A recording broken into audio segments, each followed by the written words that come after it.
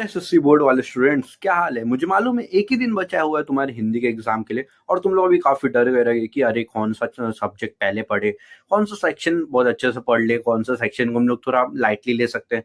मुझे मालूम है और तुम लोग अभी यूट्यूब पे सर्च करे रहोगे कि कौन सा क्वेश्चन इंपॉर्टेंट है कौन सा नहीं है। मैं हूं ना, मैं बताने वाला हूँ। तो सबसे पहले तो मैं बताना चाहता हूँ कि मैंने 2024 में एसएससी बोर्ड दिया था, जिसमें विदाउट एनी कोचिंग और सिर्फ सेल्फ स्टडी के मीन्स जरिए मैंने 87 मार्क्स लाए थे हिंदी में, without any coaching self study पे। तो अब मैं आज क्या बताने वाला हूँ, देखो तुम लोग यूट्यूब पे सर्च करोगे कि तो तुमको बहुत सारे वीडियो मिलेंगे कि ये वाला क्वेश्चन पढ़ लो, ये वाला क्वेश्चन बहुत इंपॉर्टेंट है, ये सब बहुत इंपॉर्टेंट है। पर तुमको ये कोई नहीं बताने वाला कि कौन सा सेक्शन तुमको पहले पढ़ना चाहिए एग्जाम के, और कौन सा सेक्शन को तुमको कम प्रायोरिटी देना चाहिए, कौन सा सेक्शन तुमको बहुत अच्छे से पढ़ लेना चाहिए एग्जाम के बहुत टाइम पहले से। और वो मैं सब कुछ ये इतनी इजीली ये वीडियो में बताने वाला हूँ। तो देखो, हिंदी में ना 5 सेक्शन होते हैं: पैसेज, पोयम, पूरक पठन, ग्रामर और राइटिंग स्किल। तो ये पांचों को ना, 5 में से कौन सा तुम लोग का फर्स्ट प्रायोरिटी रहना चाहिए, कौन सा सेकंड प्रायोरिटी रहना चाहिए, थर्ड, फोर्थ और फिफ्थ, सब तरीके के मैं प्रायोरिटी बताने वाला हूँ कि 5 सेक्शन को तुमको कौन से वे में पढ़ना है कि तुम्हारा सब कुछ पढ़ के हो जाए, वो भी फटाफट। तो देखो, तुम्हारा फर्स्ट प्रायोरिटी जो रहना चाहिए ना, वो है तुम लोग के ग्रामर। ग्रामर मैं इसलिए बोल रहा हूँ क्योंकि देखो, ग्रामर अगर तुम लोग ध्यान से देखोगे ना, तो इसमें हम लोग को बहुत सारी चीजें रटनी रहती है। जैसे काल हो गया, अलंकार हो गया, या संधि हो गया। ऐसे चीजें, बहुत सारी ना चीजें रट्टोफाई करके रखनी होती है। अगर तुमने अच्छे से नहीं किया है तो तुमको बहुत प्रॉब्लम होगा, और वो टाइम कंज्यूमिंग भी रहता है। तुमको भी मालूम है कि टाइम कंज्यूमिंग रहता है ग्रामर, और वो बहुत टाइम लेता है रट्टोफाई करने में, याद करने में, क्वेश्चन सॉल्व करने में।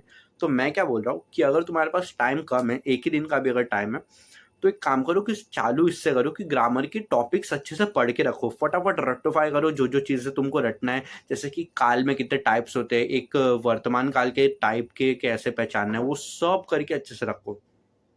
और जब तुम लोग का पढ़ के हो जाए, तो आराम से या तो कोई रेफरेंस बुक से, या तो प्रीवियस ईयर्स के 2-3 सालों के पेपर को आराम से उनके ग्रामर के क्वेश्चन सॉल्व कर लो, और फिर वो सब हो जाएगा, आराम से हो जाता है। बस थोड़ा थोड़ा टाइम लगता है। तो मैं इसलिए ये पहली प्रायोरिटी देने के लिए बोल रहा हूँ। क्यों? क्योंकि इसमें बहुत सारा रटने का रहता है, और इसमें बहुत सारा टाइम लगता है रटने के लिए। इसलिए ये तुम लोग का फर्स्ट प्रायोरिटी रहना चाहिए। तुम लोग का भी सेकंड प्रायोरिटी कौन सा रहना चाहिए? तो वो है तुम लोग के पोएम्स। पोएम्स इसलिए क्योंकि देखो, पोएम्स में भी हम लोग को काफी सारे लाइंस के मतलब याद रखने होते हैं। और पोएम्स में तुमसे अगर कुछ गलती हो गई लाइन समझने में, या फिर उनको उनको अच्छे से समझ के लिखने में, तो फिर तुम्हारे मार्क्स जल्दी से कट सकते हैं। तो मैं ये बोलूंगा कि फटाफट पोएम अच्छे से लाइन बाय लाइन, एक एक लाइन के हिसाब से अच्छे से समझ लो सभी पोएम्स को। अगर तुम्हारे पास वन बाय वन पढ़ने का टाइम नहीं, तो फटाफट वन शॉट वीडियो देख लो। क्योंकि मैंने भी एग्जाम के पहले वही किया था, मैं फटाफट एक दिन पहले वन शॉट सारे पोएम्स के देख के तो कम से कम रख ही रहा था कि अगर चलो कम से कम अगर मेरे को रट्टोफाई करने के बाद भी लाइन याद नहीं है, तो मैंने वीडियो देखा है, वीडियो के मुझे वर्ड्स याद रहेंगे कि हाँ, इस लाइन के बाद ये वाले लाइन में ये हुआ था, तो फिर मैं अच्छे से समझ सकता हूँ और लिख सकता हूँ। अगर तुम ये नहीं करोगे, तो तुम वैसे भी पोएम में फिर अच्छा नहीं कर पाते हो। या अगर तुम ये सोच के आ रहे हो कि मैं रट लूंगा, तो हो सकता है, बट तुमको मैं तो रिकमेंड करूंगा कि या तो वन शॉट वीडियो देख लो, या तो पूरे साल में अगर तुमने अच्छे से पढ़ा है तो बहुत अच्छा है। क्यों, तुम बस रिवाइज कर लो एक बार, तो वो बेटर हो जाएगा। क्योंकि इसमें लाइन बहुत इंपॉर्टेंट है। अगर तुमसे कभी पूछ लिया कि लाइन का मीनिंग समझाओ, लास्ट 4 लाइन्स के या फर्स्ट 4 लाइन के, तो बहुत टफ हो जाएगा अगर तुमने अच्छे से नहीं पढ़ा रहेगा। इसलिए आई विल रिकमेंड कि फटाफट इनके वन शॉट वीडियो देख के, या फिर कोई रेफरेंस बुक में मीनिंग दिया हुआ है, फटाफट वो सब देख वेख के पढ़ के कंप्लीट करके रख दो। तो ये तुम्हारा टाइम कंज्यूम नहीं करेगा और फटाफट ये हो जाएगा। तो ये तुम लोग का सेकंड प्रायोरिटी इसलिए होना चाहिए। अभी तुम्हारा थर्ड प्रायोरिटी जो रहना चाहिए, वो है पूरक पठन। पूरक पठन में पोएम्स भी होते हैं और पैसेजेस भी होते हैं। और पूरक पठन मीन्स लिखा हुआ रहता है टेक्स्ट बुक में कि ये पूरक पठन है, ये वाले चैप्टर्स पूरक पठन में आ सकते हैं। तो वो तुम्हारे लिए और ईजी हो जाता है कि पूरक पठन में ये चैप्टर्स आने वाले, तो उनको पहले अच्छे से पढ़ के रख लो। और उसमें से काफ़ी कुछ, जितना मुझे मालूम है, 7-8 मीन्स चैप्टर है जिसमें पूरक पठन है, और वो आ सकता है। तो अगर तुम उसको कर लोगे तो तुम्हारे मार्क्स फिक्स हो जाते हैं, क्योंकि उसमें पोएम आ सकता है और पैसेजेस भी आएगा। तो अगर तुम अच्छे से पोएम इसमें से भी कर लोगे, तो वो भी तुम्हारा अच्छे से वर्डिंग वर्डिंग सब याद रहेगा, और वो भी हो जाएगा। और उसमें मोस्टली इजी रहता है, और पैसेजेस भी काफ़ी इजी रहते हैं।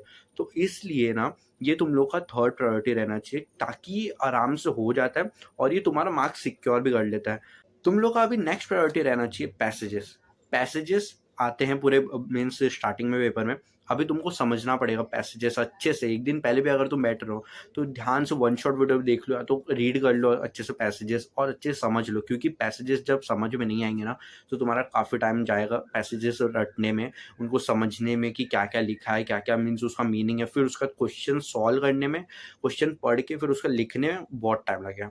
अगर तुम पहले से पैसेजेस के लिए प्रिपेयर करके जाओगे वीडियो देख के या फिर अच्छे से लाइन बाय लाइन पढ़ के, तो तुम्हारा टाइम कंज्यूम नहीं होगा, तुम अच्छे से लिखोगे, फटाफट लिखोगे और तुम आगे के सेक्शंस के लिए टाइम बचा लोगे पहले से ही। तुम्हारा टाइम वेस्ट नहीं होने वाला, बट तुम टाइम बचा रहे हो, इसीलिए पैसेजेस पहले प्रिपेयर करके रखो, या तो वीडियो देख के या तो ओन मीन्स अच्छे से खुद से लाइन बाय लाइन पढ़ के, बट ज़रूर करो क्योंकि ये काफ़ी इंपॉर्टेंट है। मैंने भी ये किया था और मैंने टाइम वेस्ट ही नहीं किया था बिल्कुल भी थोड़ा पैसेजेस पढ़ने में। मैंने ऐसे देखा कि हाँ ये वाला लाइन, फर्स्ट लाइन ये वाला मीन्स ये वो वाले चैप्टर का रहेगा, तो फटाफट मैंने पैसेजेस का मीनिंग मीन्स पैसेजेस रीड भी नहीं किया और मुझे मालूम था पूरा चैप्टर कि इसमें ये हुआ था वो हुआ था। मैं फटाफट क्वेश्चन अटेम्प्ट किया और फटाफट दोनों पैसेजेस फटाफट कंप्लीट करके आगे बढ़ गया। फिर उसके बाद अब तुम लोग का लास्ट प्रायोरिटी रहना चाहिए राइटिंग स्किल।